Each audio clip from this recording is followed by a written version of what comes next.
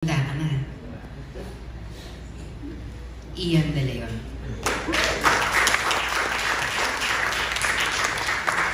Pinamigil ko lahat ng mga gusto ko ikwento. Unang-una po sa lahat, maraming salamat po sa pagpunta niyo po dito at makiramay po sa aming mga kapatid, sa pamilya. Na-appreciate po namin lahat ng effort niyo. Yung mga iba, galing pang ibang bansa, ibang probinsya. May mga meeting na importante, kinansel lahat at nandito ngayon. Thank you po sa inyo.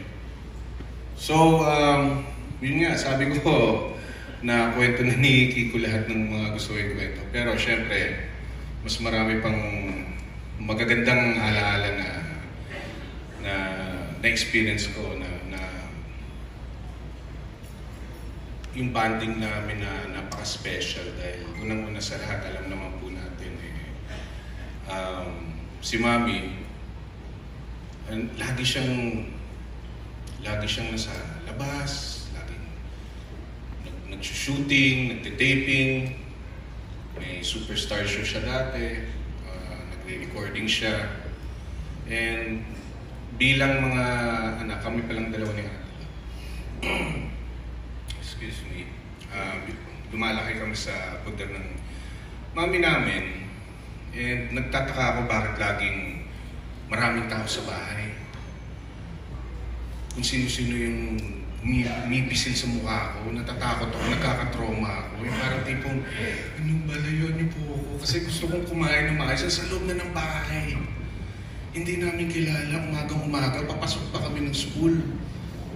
So may mga ganyan, picture yung ginaganon pa, yung rewind pa na kumakain ako tapos nagpapapicture sa amin.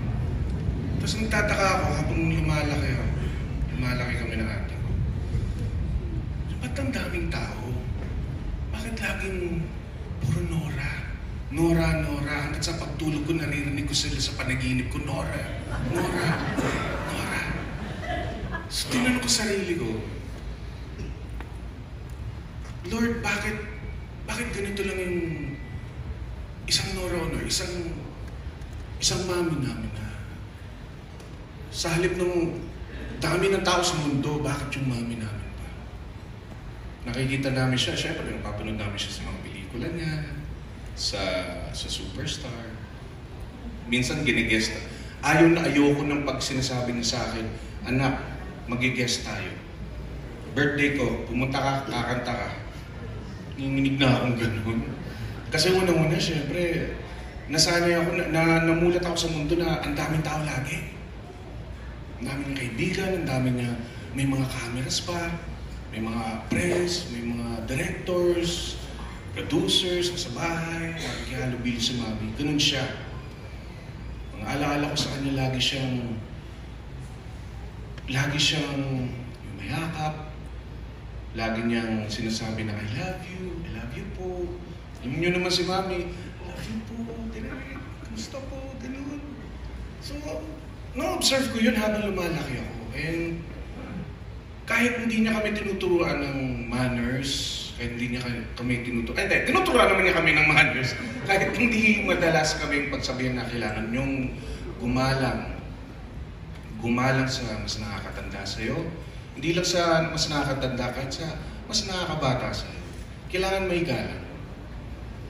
And yung observation ko na yun, na parang na-imprint sa puso ko, na-imprint sa pagkatao ko. And habang lumalaki kami, ganun po, kahit mga bata, tinatawag namin, ate, may po, ganyan.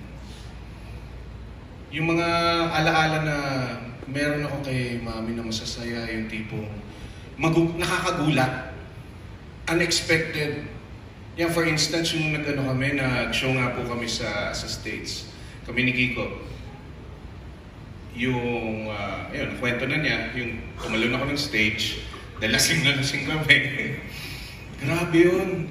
In-expect ko magagalit siya dahil nagkalat kami ni Kiko.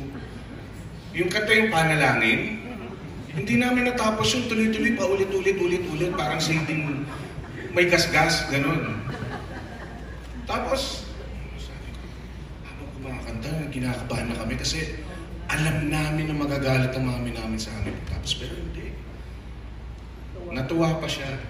Tsaka bro, nakalimutan mo yung kwento yun, nasa backstage tayo, nakabukas yung mic.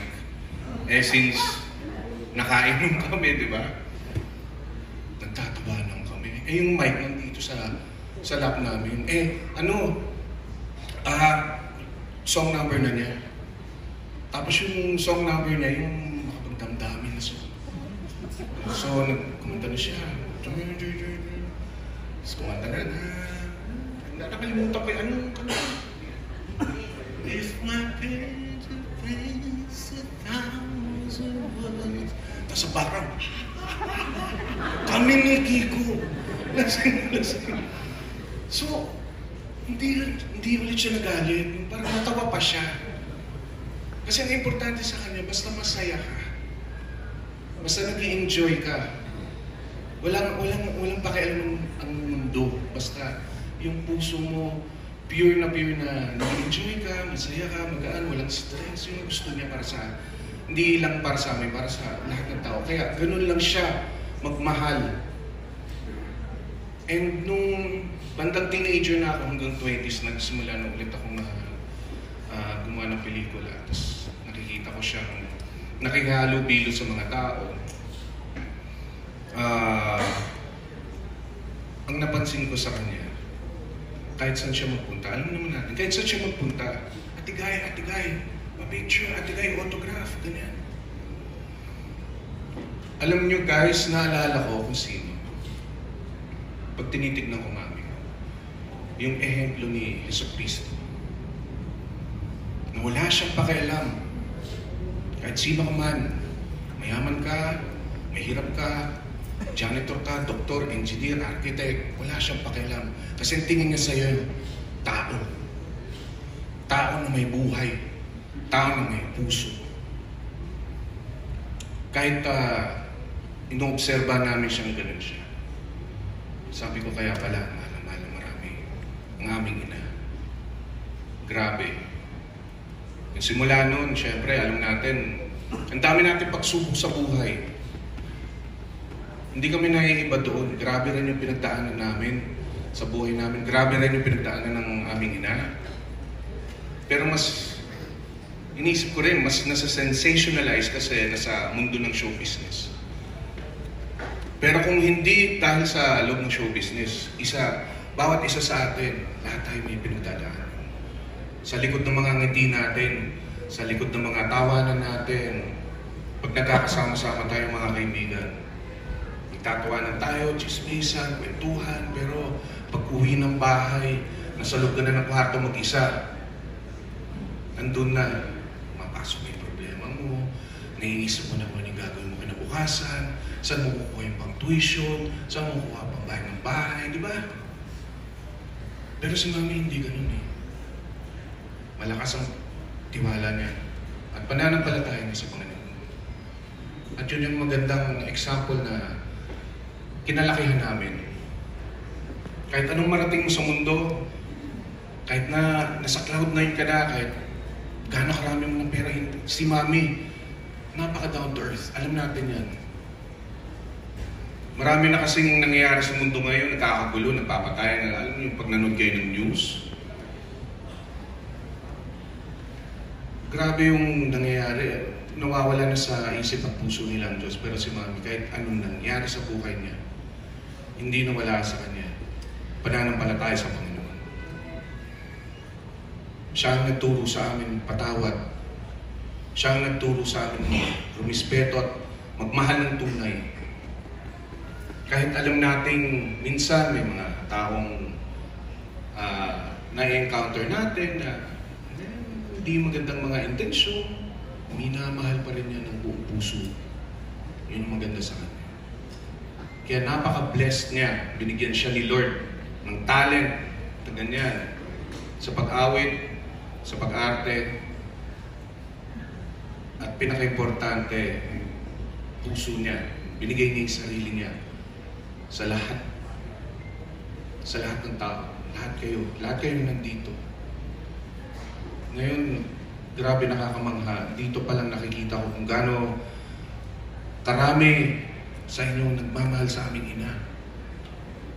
Tama na yung sinabi ni Ate Lot. Dahil ang aming ina, siyempre, public property, aminin natin. Napakahalaga sa amin ang oras niya. Ang oras niya, pag nagkakasama kami, halimbawa sa beach, yung biglang spontaneous biglang, miss ko yung mga anak ko. Anak, halika, tayo beach. Ganun. Yun yung mga cherished na moments namin. And alam natin si Mami may mga powers yan katulad nung halimbawa, uwi na kami galing show sa States, kami ni Kiko. Inatid niya ako sa airport. Ang dami naming pinagkwentuhan, ang dami naming shinare sa isa't isa. Inatid niya ako sa airport. Economy class. Ganyan. So, punta na ako sa gate. Nagantay na ako. Pagantay ko sa gate, PJ Christopher yung dalawa, please go to the reception. Ganyan. Kinabahan ako. Baka, anong ginawa ko? Kinabahan ako. Bakit ganun? Tinatawag ako. So, pumunta ako sa mga officer. Pinalitan ng first class yung flight ko pa uwi. Sabi ko, who did this? Sabi ko, Miss Norcy, your mom. May mga ganun siya. Na magtataka ka kung anong kakayanan niya. So, grabe si Mami. And kung magkakwento pa ako ng mas marami pa talaga akong gustong i-share, baka abuti pa tayo ng umagas ko. Anyway, yun, maraming salamat po sa inyo and maraming salamat po sa pagdating nito.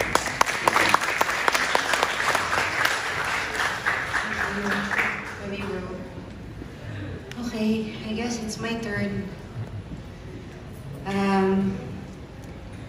Paano ba?